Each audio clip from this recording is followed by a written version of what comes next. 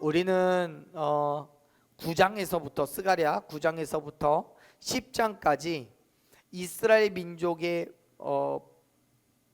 이방 민족의 포로로였던 이스라엘 백성들이 하나님의 긍휼하심 가운데 그의 백성된 삶으로 다시 나아가 부르심을 받아 그 회복되었다라는 말씀과 또 하나님의 백성이 그렇게 하나님의 백성이 되었을 때 주어지는 은혜와 축복에 대한 말씀을 나눴었습니다. 그리고 그 말씀 속에서 우리는 하나님의 백성에게 주시는 궁극적인 은혜는 그들을 구원하시는 겸손한 왕의 임재에 대해서 이야기를 했었습니다. 그 왕이 이 땅에 임재할 때 하나님의 백성들을 열방에서 불러 모아 하나님의 나라로 인도하실 거라는 선언이었죠. 이 예언의 말씀들이 예수 그리스도를 가리키고 있다는 것은 너무나 쉽게 알 수 있었습니다. 그런데요, 참 이상하게도 그 겸손한 왕, 즉 예수님께서 그렇게 이 땅에 임재하실 때에 그가 행하실 일을 예언함과 동시에 그가 받게 될 참혹한 멸시와 배척, 그리고 그러한 일을 행하는 백성들과 악한 목자에 대한 멸망이 또한 예언되어 있습니다. 이상한 거예요. 분명히 구원자인 그리스도가 이 땅에 오실 거를 예언하고 있는데 그 뒤에는 그 예언된 그리스도가 그 겸손한 왕이 백성들에게 사람들에게 환영을 받고 경배를 받는 것이 아니라 오히려 멸시와 조롱과 배척을 받게 된다는 거예요. 그 말씀들이 오늘 읽은 11장 1절에서부터 기록되어 있습니다. 자, 우리가 함께 읽은 1절부터 3절까지의 말씀은 그러한 하나님의 백성에 대한 심판을 예언하는데 그 시작은 레바논을 향한 하나님의 명령에서부터 시작이 됩니다. 한번 말씀을 다시 한번 읽어볼게요. 1절 말씀을 읽어봅시다. 11장 1절 읽습니다. 레바논아 병을 사르게 하라. 아멘. 여기에서 이 레바논이라는 지역은 지난주에도 말씀드렸지만 이스라엘의 북쪽 경계와 맞닿아 있는 지역입니다. 이 지역은 백향목으로 유명했습니다. 백향목은요, 당시의 왕궁이나 신전과도 같이 귀한 건물을 지을 때 사용하는 매우 고급진 건축 자재예요. 비싸요. 아무 곳에나 쓸 수 없어요. 그래서 솔로몬의 성전을 지을 때 솔로몬의 아버지인 다윗이 그 레바논에서 백향목을 가져다가 준비를 해놓습니다. 그리고 그 백향목으로 솔로몬이 건축을 하게 돼요. 성전을 짓게 돼요. 또 예언서와 시편 같은 시가서에서 하나님의 백성을 지도하는 통치하는 지도자들을 상징하는 표현으로 이 백향목이 많이 사용됩니다.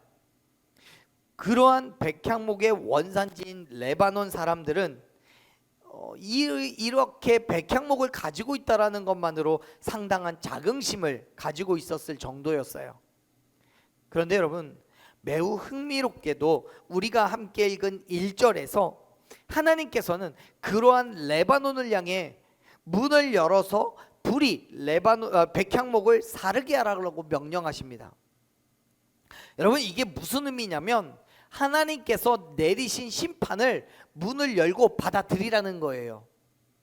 사실 레바논은 문을 가지고 있는 성읍이 아니라 그냥 한 지역을 나타내는 지명이에요.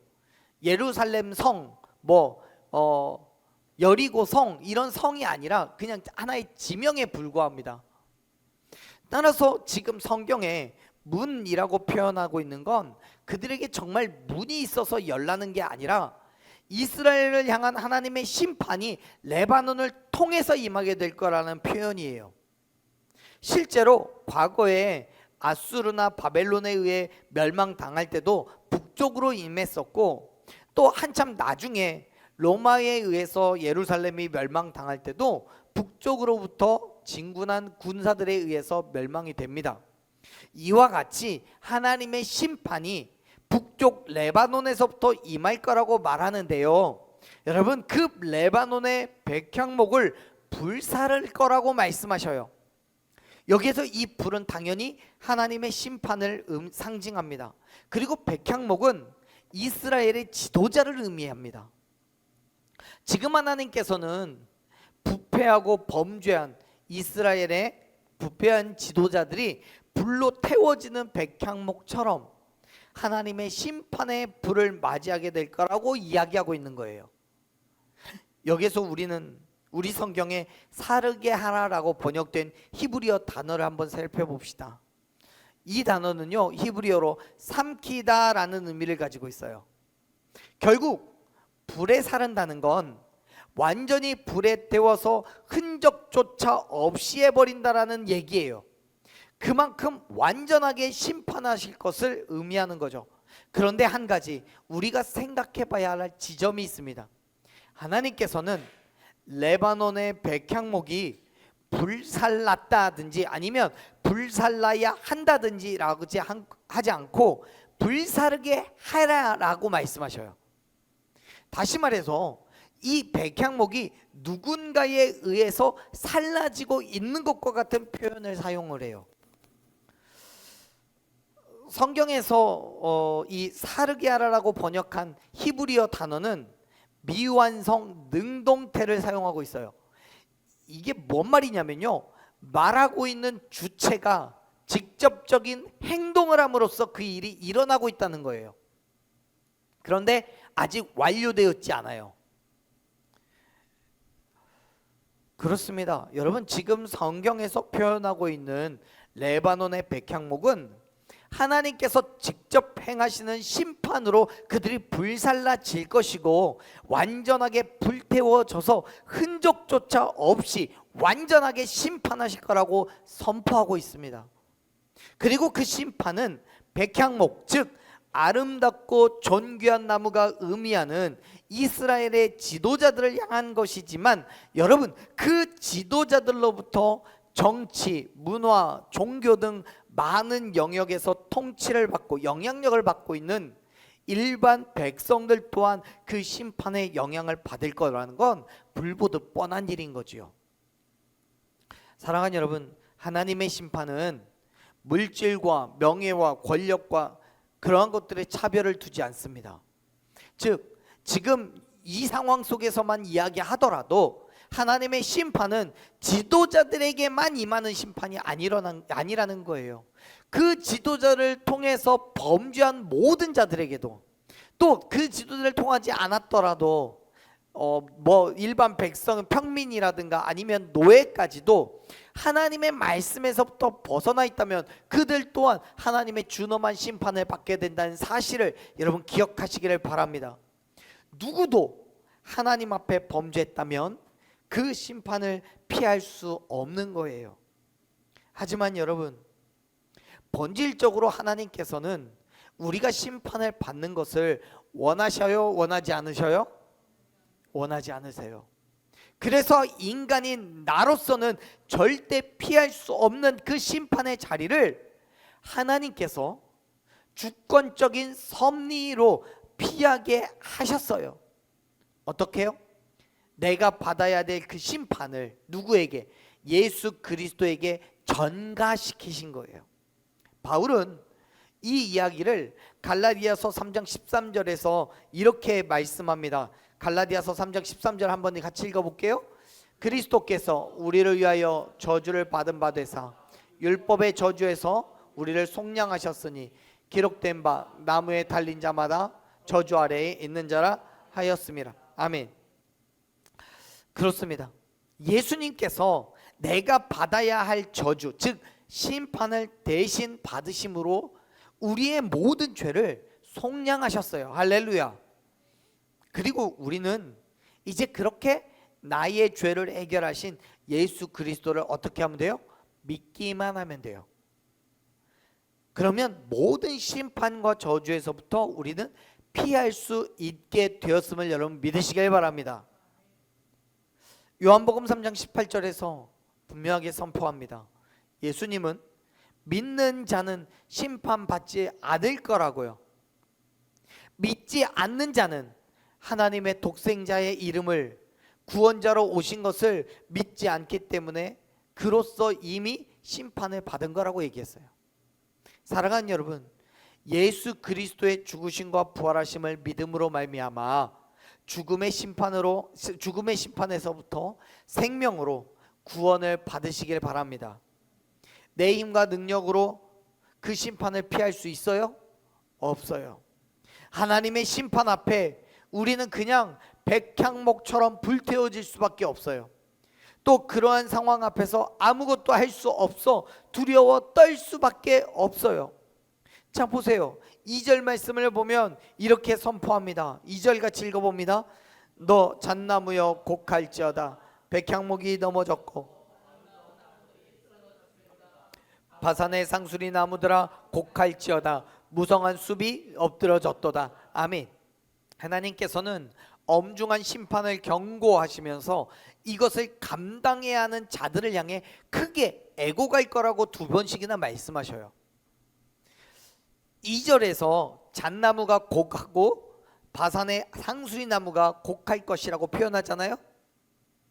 여기서 이 곡할지어다라고 번역하는 히브리어는 감당하기 힘든 슬픈 일을 당한 사람이 그 비통한 심정으로 크게 울부짖는 행위를 의미합니다.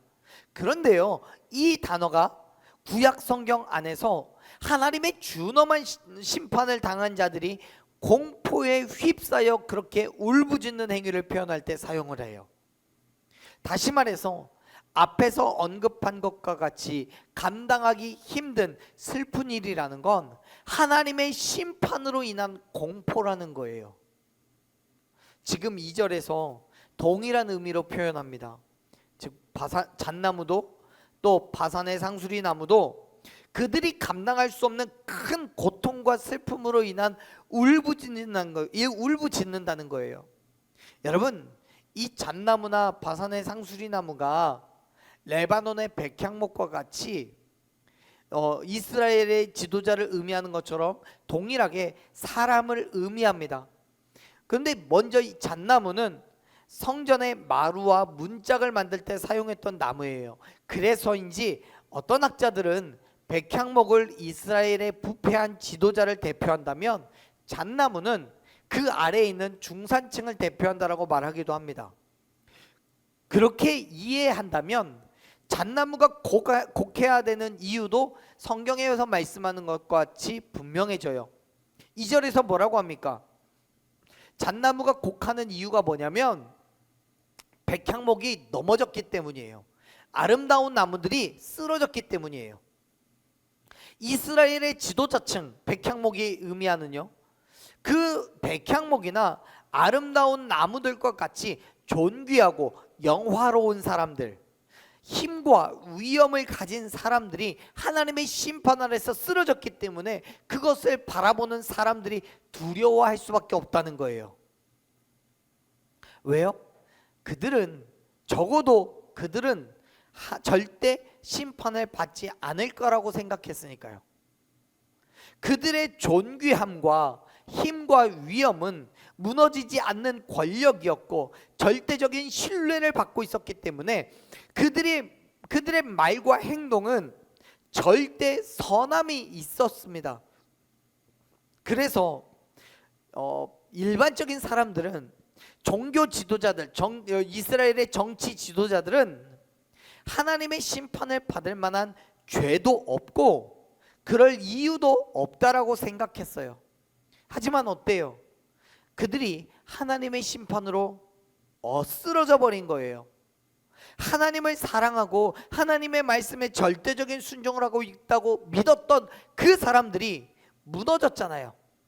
그러니까 그들의 말을 듣고 따랐던 사람들이 공포에 휩싸일 수밖에 없는 거예요. 왜요? 저 사람들이 하는 말을 신뢰해서 나도 그렇게 살았으니까. 여기에 상수리 나무는 구약 성경에서 우상을 섬기는 일과 밀접한 관련이 있는 나무입니다. 따라서 상수리 나무는 종교 지도자들을 상징하고 있는데, 특히 그 중에서도 크게 부패해서 하나님이 아닌 우상을 섬기는 자들을 의미합니다. 하나님을 섬기지 않고 오로지 우상을 섬기는 사람들만이 아니라 하나님을 섬긴다고 하면서도 하나님의 말씀대로, 하나님의 뜻대로 살지 않고 마치 하나님을 우상인 것처럼 섬기는 사람들도 포함하고 있는 거예요. 그런데 그 상수리 나무가 곡하는 이유가 뭡니까? 11장 2절의 마지막을 보면 무성한 숲이 엎드러졌기 때문이라고 얘기해요. 이 무성한 숲은요, 나무들이 너무나 무성하게 자라서 사람이 도저히 통과할 수 없는 그러한 숲의 상태를 의미합니다. 즉 당시에 하나님을 떠난 종교 지도자들이 가지고 있었던 그 힘과 권력 앞에 사람들이 무릎을 꿇을 수밖에 없었고, 다른 어떤 사람도 힘을 과시할 수 없었던 그때의 상황을 묘사하고 있는 거예요. 그런데 여러분, 그렇게 누구도 범접할 수 없는 권세로 한껏 교만했던 자들이 말씀을 보면 하나님의 심판 앞에서 엎드려진 거예요. 우리 성경에서 엎드러졌다라고 번역한 히브리어는 문자적으로 이야기하면 내려갔다라는 의미를 가지고 있습니다. 즉 하나님의 심판으로 인해서 그들의 교만이 꺾였다는 걸 말해요. 여러분, 그 모습을 본 사람들이 두려워하는 건 당연한 거죠. 사랑하는 여러분, 다시 말씀드리지만 하나님의 심판을 피할 수 있는 사람은 아무도 없습니다. 어떤 권력을 가지고 있다 할지라도, 어떤 힘과 능력이 있다고 할지라도 하나님의 심판은 누구도 결코 피할 수 없습니다. 그렇기 때문에 사랑하는 여러분, 예수 그리스도를 믿음으로 그 말씀 앞에 겸손히 나아가시기를 간절히 축원합니다. 나를 위하여 이 땅에 오셔서 십자가에서 죽으시고 부활하신 구원자 되신 예수 그리스도 앞에 굴복하시기를 바랍니다. 세상의 어떤 것도 우리에게 영원한 생명을 줄 수 없음을 믿기를 바라요. 자, 보세요. 3절에서 이렇게 말씀합니다. 3절 말씀 같이 읽어보겠습니다. 목자들의 곡하는 소리가 나며 그들의 영화로운 것이 쓰러졌음이로다. 어린 사자의 부르짖는 소리가 나며 이는 요단의 자랑이 쓰러졌음이로다. 아멘. 자, 3절에서 목자들은 왕이나 또는 지도자들을 말합니다. 그들이 곡한대요. 그런데 그 이유가 뭐예요? 그들의 영화로운 것이 쓰러졌기 때문에. 여러분, 그들의 영화로운 것이라는 건 뭘까요? 그들이 자랑했던 권력이나 부와 명예, 이런 것들을 말해요. 많은 사람들이 추구하는 세상의 영화이고 즐거운 쾌락을 말해요. 그런데 여러분, 여기에서 우리가 주목해야 되는 건 그러한 세상의 영화와 쾌락을 탐하는 자들이 누구냐는 거죠. 3절에서는 그들을 누구라고 불러요? 목자들이라고 불러요.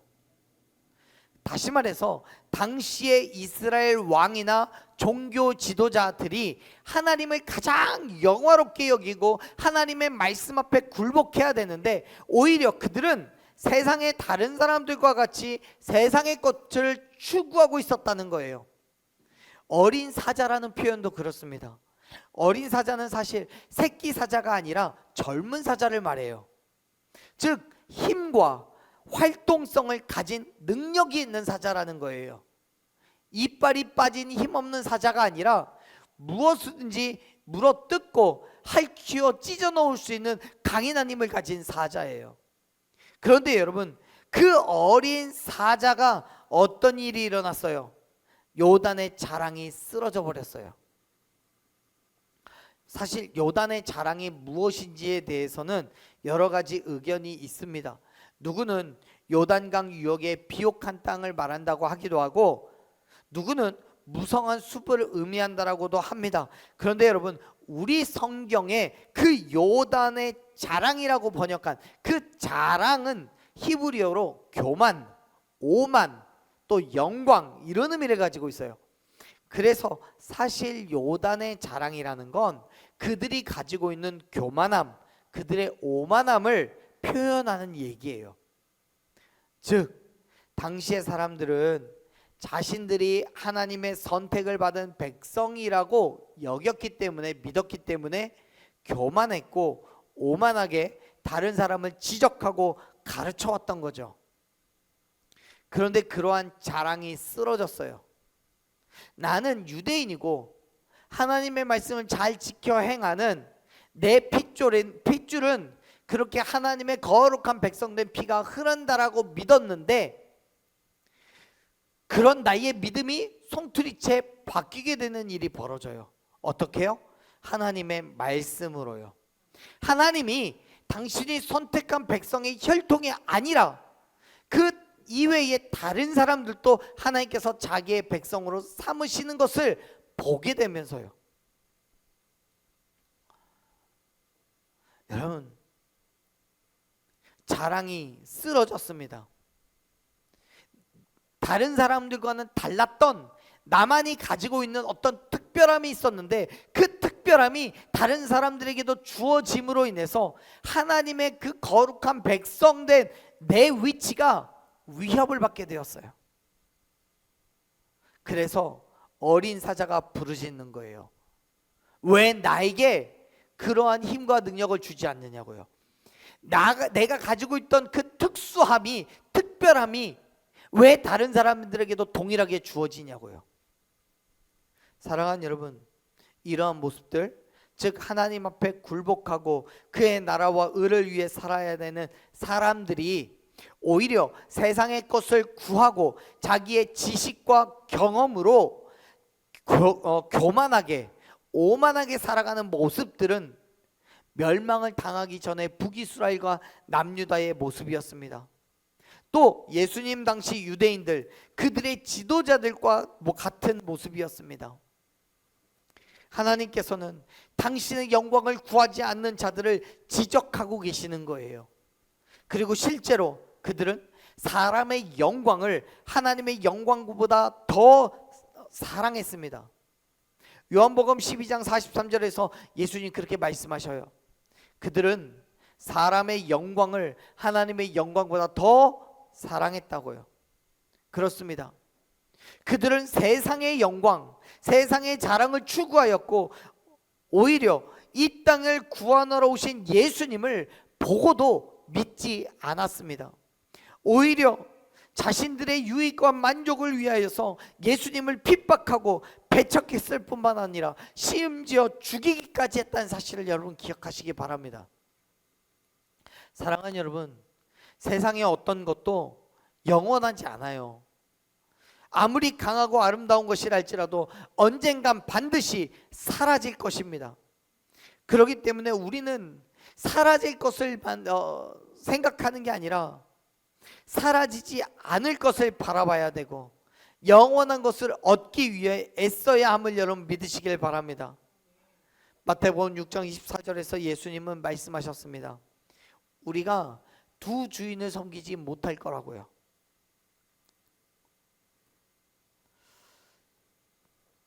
다시 말해서 나의 유익과 만족, 세상의 유익을 쫓을 때에는 하나님을 멀리할 수밖에 없다는 거예요. 그렇습니다. 사랑하는 여러분, 세상의 것을 바라보는 사람은 정말 우리가 바라봐야 하는 그것을 잊어버리게 됩니다. 그것이 우리를 수치스럽게 하고 우리를 파멸로 몰아넣는다는 사실을 여러분 기억하시길 바랍니다. 지금 레바논의 백향목이 불에 살라지고 잣나무가, 상수리나무가, 또 그들의 목자들이, 어린 사자가 곡을 하는 이유를 보십시오. 그들이 믿고 의지했던 세상의 것들이 무너졌기 때문입니다. 그리고 그들의 욕심과 유익과 자랑 때문에 그리스도를 배척함으로써 결국 심판을 당하게 되었다는 사실을 여러분 기억하시길 바랍니다. 그래서 여러분, 세상을 바라봐야 되는 거예요. 세상을 바라보면 안 되는 거예요. 바울은요 디도서 2장 12절에서 이렇게 이야기합니다.